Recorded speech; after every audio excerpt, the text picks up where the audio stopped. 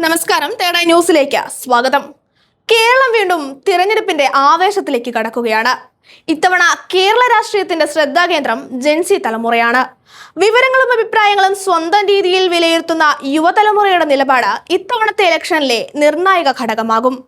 അവരുടെ വിശ്വാസം നേടുന്നവർക്കായിരിക്കും ഇത്തവണ വിജയം.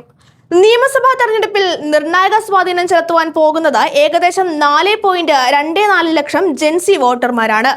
വെറുമൊരു വോട്ട് ബാങ്ക് എന്നതിലുപരി ജെൻസികളെ ആകർഷിച്ച് യുവാക്കളുടെ വോട്ടുറപ്പാക്കുക എന്ന തന്ത്രത്തിനാണ് ഇത്തവണ പ്രാധാന്യം. കാരണം ഈ തലമുറ പഴയതുപോലെയല്ല. കൊടിപിടിച്ച് മുദ്രാവാക്യം വിളിക്കുന്ന രാഷ്ട്രീയത്തെ അവർക്ക് അത്ര പരിചയമില്ല. അവർ വിവരങ്ങൾ സ്വയം അന്വേഷിക്കുകയും പരിശോധിക്കുകയും ചെയ്യുന്നു. പിന്നീടാണ് തീരുമാനമെടുക്കുന്നത്.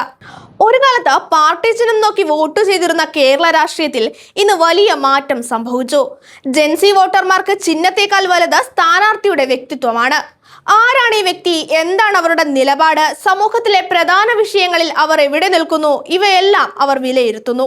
പരിസ്ഥിതി സംരക്ഷണം, ലിംഗസമത്വം, തൊഴിലന്വേഷണം, മാനസികാരോഗ്യം, ഇത്തരത്തിലുള്ള വിഷയങ്ങളിൽ വ്യക്തമായ നിലപാടില്ലെങ്കിൽ ഈ തലമുറയെ സ്വാധീനിക്കുവാൻ കഴിയില്ല. അതുകൊണ്ട് തന്നെ രാഷ്ട്രീയ പാർട്ടികൾക്കും മാറ്റം വരുത്തേണ്ടി വന്നിരിക്കുകയാണ്. സോഷ്യൽ മീഡിയയിൽ ശക്തമായ സ്വാധീനമുള്ള ഇൻഫ്ലുവൻസർമാരും സിനിമാ താരങ്ങളും ആക്ടിവിസ്റ്റുകളും സ്ഥാനാർത്ഥി പട്ടികയിൽ ഇടം നേടുന്നത് ഇതിന്റെ ഭാഗമാണ്. ഇതിനൊപ്പം തന്നെ സംഭവിച്ച മറ്റൊരു വലിയ മാറ്റം രാഷ്ട്രീയം ഡിജിറ്റലായി മാറി എന്നതാണ്. കവലപ്രസംഗങ്ങളും ചുവരെഴുത്തുകളും ഇന്നും നിലനിൽക്കുന്നുണ്ടെങ്കിലും ജെൻസികളുള്ളത് മൊബൈൽ സ്ക്രീനിന്റെ മുമ്പിലാണ്. റീൽസ്, ഷോർട്സ് വീഡിയോകൾ, ലൈവ് ഇന്ററാക്ഷനുകൾ എന്നിവയാണ് ഇപ്പോഴത്തെ രാഷ്ട്രീയ ആയുധങ്ങൾ. ഒരു സ്ഥാനാർത്ഥിയുടെ വാക്കുകളും ശരീരഭാഷയും ജീവിതശൈലിയുമെല്ലാം സോഷ്യൽ മീഡിയയിൽ തത്സമയം വിലയിരുത്തപ്പെടുന്ന കാലമാണിത്.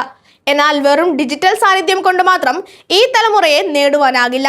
തൊഴിലില്ലായ്മയും വിദേശത്തേക്കുള്ള കുടിയേറ്റവുമാണ് യുവതലമുറ നേരിടുന്ന ഏറ്റവും വലിയ പ്രതിസന്ധി. ഈ വിഷയങ്ങളിൽ കൃത്യമായ പരിഹാരം നിർദ്ദേശിക്കുന്ന സ്ഥാനാർത്ഥികൾക്ക് മാത്രമേ ജെൻസിയുടെ മനസ്സ് കീഴടക്കുവാൻ കഴിയൂ. വെറും വാഗ്ദാനങ്ങൾ നൽകിയാൽ വിശ്വസിക്കുന്നവരല്ല പുതിയ തലമുറയെന്ന് മുന്നണികൾ തിരിച്ചറിയുന്നു.